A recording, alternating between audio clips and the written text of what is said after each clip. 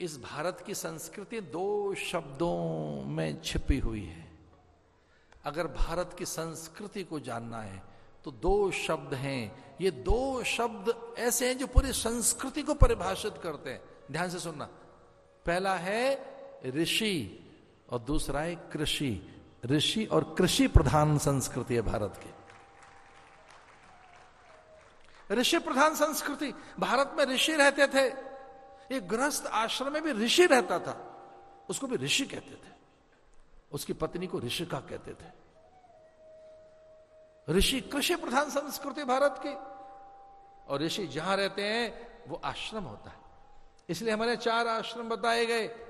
पहला है गृहस्थ आश्रम, दूसरा है ब्रह्मचर्य आश्रम जहां बच्चे पैदा हो गए। अरे गृहस्थ तो बच्चे भी होंगे, चुन्नू मुन्नू होंगे, तो वो कौन सा आश्रम है?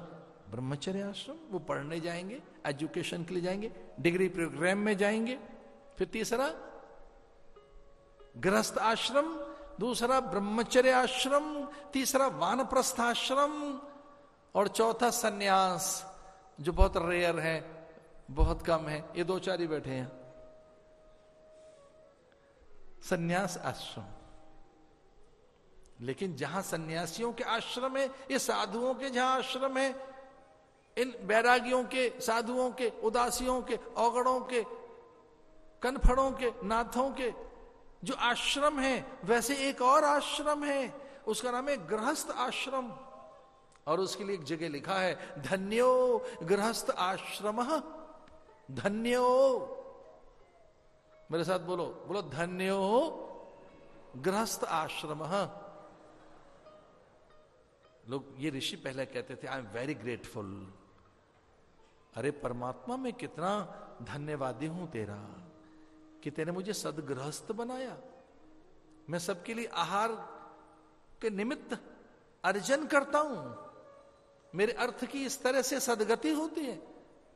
मेरे कमाए हुए धन से इतने लोगों का पेट पलता है। धन्य हूं मैं। तैने मुझे दाता बनाया, तैने मुझे संग्रह करता बनाया, और ये सारी चीजें जो मेरे पास हैं, ये अन्य सबके लिए।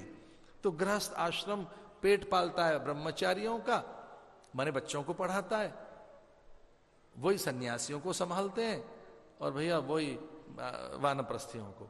ये हमारे जो आश्रमों में यज्ञ आदि चल रहे हैं, भंडारे, भाई अपना तो कुछ है नहीं, वो तो सदगृहस्थ उन्हें चला रहे हैं।